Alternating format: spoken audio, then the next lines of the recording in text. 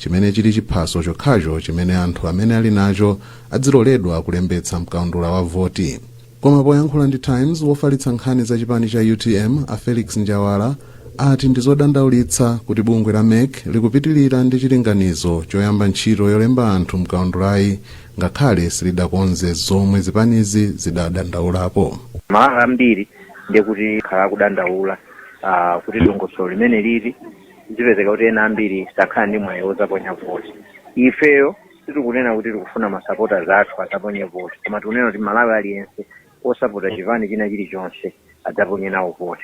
Ndiye hayi tidikira tione ngati zipani tikambirana, komanso takambirana kale tikudziwa zimene titachite kuti tipanga zotani.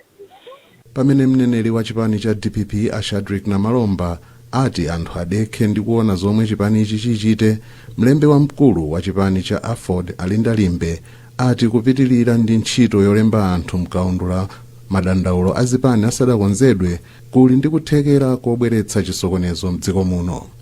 Kwa kanthawi wapampando wa bungwe la MEC a Justice Annabel Mtalimanja wakhala akunena kuti bungweli lipitilira ndi chilinganizo chake chogwira ntchito yolemba anthu mkaundula, ponena kuti ndondomeko zonse zikuyendetsedwa potsatira malamulo. Mtsogoleri wa chipani cha UTM Michael Usi wati akapikisana nawo pa udindo wa mtsogoleri wa chipanichi ku msonkhano waukulu umene chipanichi chichititse mwezi wa mawa. Chipanichi chikuyembekezeka kuchititsa msonkhano wawo pa 17 mwezi wa mawawu mu mzinda wa Mzuzu. Wezigausi ali ndi ripoti. Poyankhula kwa amayi amene anasonkhana ku nyumba yawo ku area 12 mu mzinda wa Lilongwe, awusa ati sipazakhala msonkhano waukulu wa chipanichi umene uzachitike osatsatira malamulo a chipani. Iwo ati UTM isanakhalepo, iwo ndi achilima anali alipo kale, ndipo iwo sazalola kuti chipani cha UTM chiwonongeke chifukwa anali nawo mgulu limodzi loyambisa chipanichi. Awusi anatsindikanso kuti sibwino mamembala a chipanichi azichita zinthu kuti chipanicho chigawanike pakati. Ine monga mmodzi wa mamembala a chipani chimenechi ndikayima ku convention pa mpando wa president. Zosatira zake zimene zikachitidwa umene koko ndikazivomereza. Ndinanenanso kuti palibe convention ingachitike imene sikusatira malamulo. Convention yokhayo yosatira malamulo ndimene itakachitike. Sitikufuna kuti convention ichitike wina apezerepo mwayi apite ku koti zitayisa nthawi. Mkulu wa amayi mchigawo chapakati a Emily India anati amayi akakhala kumbuyo kwa awusi pa msonkhano waukulu wa chipanichi kumene akasankhe adindo ena. Mkumano unabweretsa amayi pafupifupi 600 amene anavala makaka a chipani chawo, ndipo iwo amayimba nyimbo zotamanda achilima komanso awusi. Awusi akapikisana ndi anthu ena asanu pa mpando wa mtsogoleri wa chipani cha UTM. Anthu ena asanuwa ndi Patricia Kaliati, Newton Kambala, Penjani Kaluwa, Daliso Kabambe komanso a Matthews Mtumbuka.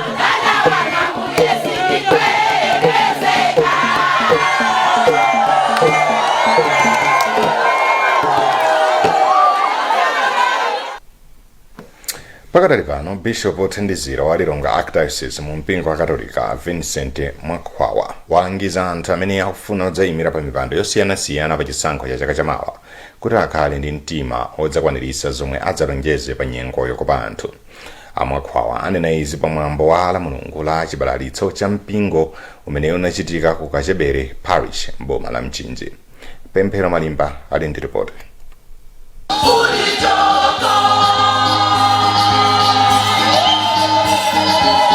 Bishop mthandizi a Vincent Mwakhwawa ati anthu omwe akufuna kudzayimira pa chisankho cha chaka chamawa akuyenera kupewa khalidwe limene ndilobwezeretsa pambuyo chitukuko poonetsetsa kuti akukwaniritsa zomwe adalonjeza. Malinga ndi Mwakhwawa, atsogoleri ena akhala akulephera kukwaniritsa zomwe adalonjeza akasankhidwa m'maudindo osiyanasiyana. Tipemphere kuti Mulungu mwini wake atipatse atsogoleri amene ali otakasintha dziko linoli, amene Mulungu akufuna mwini wake, komanso amene angathe kuchita kufuna kwa anthu pa dziko lapansi. Kuposaposa tofuna kuti atsogoleri amene adzikhala omvera ndi thunthumanzi yawo ya Mulungu ndi kuchita zabwino, osati zodzikonda, osati zoyipa, zoononga dziko la Malawi. Mkulu woona nthambi ya utumiki mu mpingo ku Lilongwe Archdiocese, Father Geoffrey Chikapa, anati mwambo ndi ofunikira kwambiri ponena kuti umakumbutsa Khristu za udindo wawo wothandizira pa ntchito za utumiki. Ndipo ntchito imene kuti tigwiredi tifikire wina aliyense timasowa ndalama. Poyambirira kuti chipembedzo chichitike chimasowa ndalama. Choncho ndalama zikakhala zochepa kumakhala kovuta ngati ife ansembe kuti tifikire akhristu amene ali ma out sessions, amene ali madera akutali ndi parish. La mulungu la chibalitso cha mpingo lidakhazikitsidwa mchaka 1926 ndipo Pius 11 ngati mbali imodzi yolimbikitsa umodzi, ndipo limachitika kamodzi pa chaka. Mwazina pamwambowu akhristu amapemphera limodzi komanso kusonkhetsa ndalama zimene zimathandizira pa ntchito za utumikizi. Ambuye akhale nanu.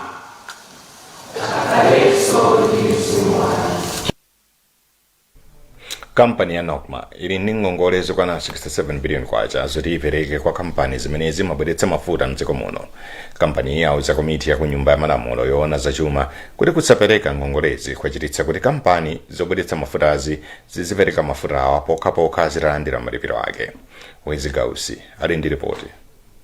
Poyankhula ku komiti ya kunyumba ya malamulo yoona zachuma, mkulu wa bungwe la Nokma Clement Kanyama ati bungwe lawo likukanika kukhala ndi mafuta ochuluka kamba kakuti mafuta amene amabwera mdziko muno ndochepa potengera ndi anthu amene amagwiritsa ntchito mafuta awa. Iwo ati vuto lalikulu ndilakuti bungwe la Nokma silikukhala ndi ndalama zambiri zakunja zimene zinapangitsa kuti bungweli lisakwanitse kulipira anthu amene amabweretsa mafuta mdziko muno. Choncho bodi ya Nokma inaganiza kuti anthu amene amabweretsa mafuta mdziko muno apitirize mpaka chaka cha 2025. Wapampando wa komiti Agradis Ganda ati zimene zikuchitika ku bungwe la Nokma sizabwino kamba kakuti dziko la Malawi likuvutika pa nkhani ya mafuta. Tikomananso ndi mera komanso Ministry of Transport kuti timve mbali yawo, komanso kumapeto kwake tidzapemphanso SPC chifukwa amene ali chairperson wa Nokma kuti sadzachita appear before the committee.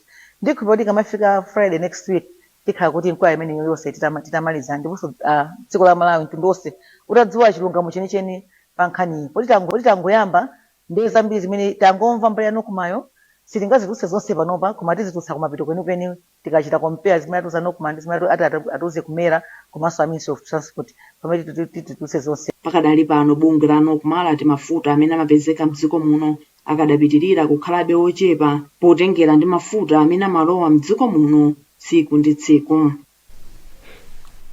Tipitiriza wapasirani nkhanizi mukatha kuonereze.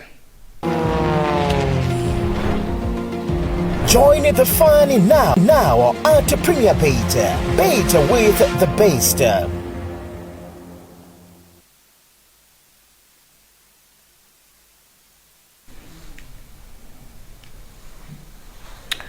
Popitiriza nkhanizi, bungwe la Roads Fund Administration lapereka maganizo akuti nkofunika kuti ndalama zimene anthu oyenda pa galimoto amalipira pa zipata zapamsewu azikweze. Bungweli lati kukweza ndalamazi kuthandiza dziko lino kupindula ndi ndalamazi zimene zimatoleredwa. Malingana ndi Roads Fund Administration, mitengo yolipira pa zipatayi yakhala ili chimodzimodzi ngakhale kuti ndalama ya dziko lino yagwa mphamvu kangapo konse. Wezi Gausi ali ndi ripoti. Poyankhula atamaliza kuonekera ku komiti ya kunyumba ya malamulo yoona za mabungwe ya boma, mkulu wa bungwe la Roads Fund Administration Stuart Malata ati miyezi iwiri atangoyamba ntchito yotolera ndalama pa zipata zapamsewu mwezi wa Januwale chaka cha 2022 mitengo yolipira pa zipatazi adayitsitsa ndi 40 kwacha pa 100 kwacha ina iliyonse. Iwo ati kutsitsaku kunapangisa kuti ndalama zimene ankayembekezera kuti azitolera zitsikenso ndi 40 kwacha pa 100 kwacha iliyonse zimene zinali zambiri. Wapampando wa komiti Abington Kunsaira ati ndi mmene misewu ilili mdziko muno kukwezanso mitengo yolipira mu zipata zapamsewu ndikofunikira. Ndi Road Fund Administration anena kuti kwambiri foyena kuti ndalama sakulandira kuchoka bungwe la mera. Ndalamazi ndi zimene anthu amene amagula mafuta oyenda pa galimoto kandi pa ndege amapereka kuli kandamba kang'ono kamene amakachoti kaleve ndamayi ikaperekedwa ikaleke kukonkocha kumafuta timagula kuti. Pofika pa September 30, 2024 ndalama zimene bungweli latolera pa zipata zapamsewu chikhazikireni zipatazi ndi zokwana 11.4 biliyoni kwacha.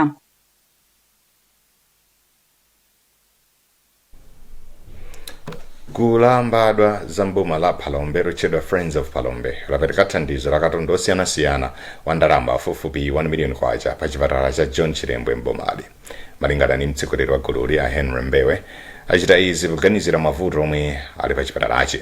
Daniel Zimba walemba ripoti. Malingana ndi Mbewe, thandizoli lafikira anthu pafupifupi 40 omwe agonekedwa mzipinda za ngozi zokhudza ana pa chipatalachi. Iwo anatsindikanso kufunika kugwirana manja pothandiza madera awo. Mbewe anapitiriza kupempha anthu ena kukhala m'magulu ndi kumathandizana komanso kuthandiza madera omwe akuchokera. Ndafuna ndikalimbikitse abale amene akukhala moyenda kuti ngofunika kumakhala m'magulu ngati awawa chifukwa mavuto ena amabwera mwazizi pamene iwe ulibe china chilichonse. Koma ukakhala pagulu azizako amatha kuthandiza mosavuta ngati imene timachita ife a Friends of Phalombe. Tikakumana ndi mavuto osiyanasiyana timathamanga tonse kubwera pamodzi kuthandizana kuti imene takumana nawo. Choncho ndikufunika kumakhala m'magulu ngati amene wawo. Mayi Esther Machaka ndi mmodzi mwa omwe akuyang'anira odwala omwe apindula ndi thandizoli ndipo akuthokoza. Anthu amenewa talandira bwino komanso talandira mwachimwemwe ndi chithandizo chimenewo atipasa ifeyo kunoku ku Chilembwe Hospital. Chifukwa chithandizo chimenechi chitithandiza ife kugwiritsa ntchito masiku amene takhala ife kuno. Gulu la Friends of Phalombe analikhazikitsa mchaka cha 2013 ndi cholinga choti anthuwa adzithandizana komanso kuthandizira chitukuko cha boma lawo. Amene afuna mpando wa mtsogoleri wa chipani cha UTM amene afuna mpando wa mtsogoleri wa chipani cha UTM Matthews Ntumbuka wati alibe mbiri iliyonse yosakhala bwino ndipo adzathana ndi katangale ngati atachita bwino. Ntumbuka ayankhula izi kuzomba pambali pa mwambo wokumbukira kuti sukulu ya Nkhunda Seminary pansi pa mpingo wa Katolika yakwanitsa zaka 100 chikhazikitsireni. Mtolankhani wathu kuzomba Jason Malowa adayankhula ndi Ntumbuka. Zina timakhala ndi mavuto ndi anthu andale chifukwa mulibe Chikhristu mwa iwo. Zochita zawo mwina ndi zakunja chifukwa timaona kuti ena kupanga za ziphuphu komanso mchitidwe wa katangale. Koma munthu ngati ndi Mkhristu weniweni ndiye kuti maphunzitso a Chikhristu aja kuti usabe usatukwane zithandizanso kuchipani kuja kundale kuti munthu azikhala wandale wabwino komanso osaba ndiye kuti dziko lathu komanso lizituka lizipita zitsogolo. Mpingo wa Mthemba CCP mu Synod ya Blantyre udakonza ulendo wa ndawala pofuna kupeza ndalama zothandiza anthu osowa. Mlembi wa mpingo wa Tone Mazengera adati akufuna kufikira nthumwi za mpingo zimene ndi zosowa. Iwo afotokoza.